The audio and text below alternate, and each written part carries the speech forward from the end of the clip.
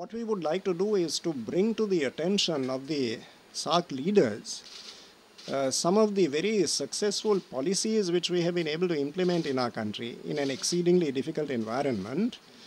What were our objectives and what are the measures that we took to accomplish those objectives, and what are the factors that account for the very substantial success that was achieved with regard to the pursuit of those goals. I think that will be of considerable interest to the SAARC leaders.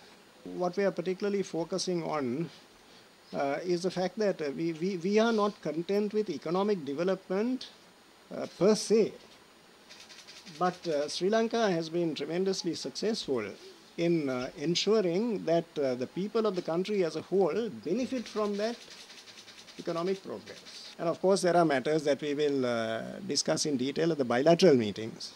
His Excellency President Mahinda Rajapaksa will be having a series of bilateral meetings in Thimphu, and those will be very useful. That will be an opportunity for the President to share thoughts and insights with the leaders of the SAARC countries, and the provision has been made for those bilateral meetings in Thimphu. We have a bilateral meeting with Dr. Manmohan Singh towards the end of the SAARC summit.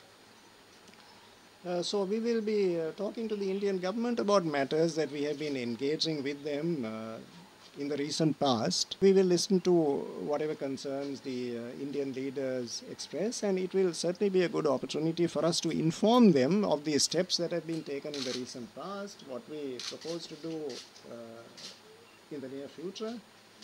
It is premature at this point for me to anticipate the nature of that discussion, but we welcome that opportunity. India is our closest neighbor and one of our closest friends. The relationship with India is very much a part of the foundation of our foreign policy, and it would give me personally a great deal of satisfaction to have this opportunity of interacting with Indian leaders so soon after my assumption of office as a Minister for External Relations. I have been interacting very regularly with Indian High Commissioners in Colombo over the last few years.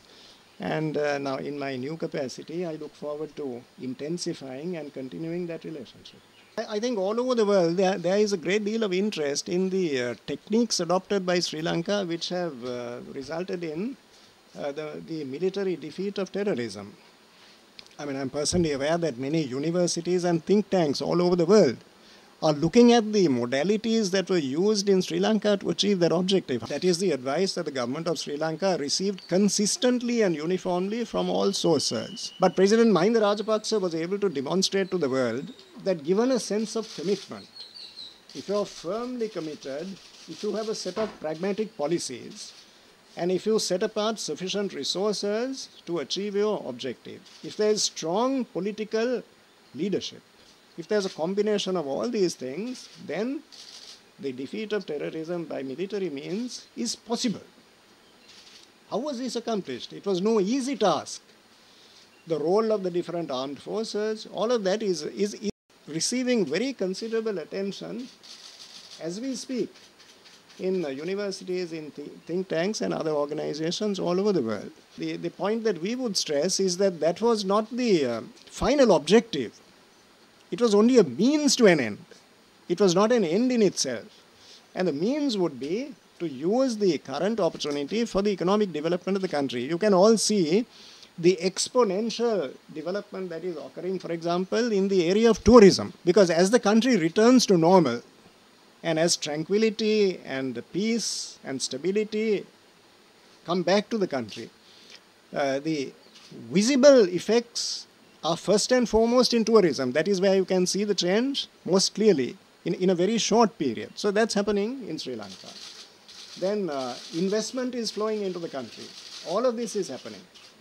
Now for 20 years we could not achieve this because however hard we tried, if there are bombs going off in the country, if there's a bad press abroad, then there's no way, in a highly competitive international environment, there's no way that you can attract tourism into the country, that you can attract investment. Now that has been consigned to the past, and the country is able to benefit from its natural resources, and in particular, the uniquely high caliber of its human resources.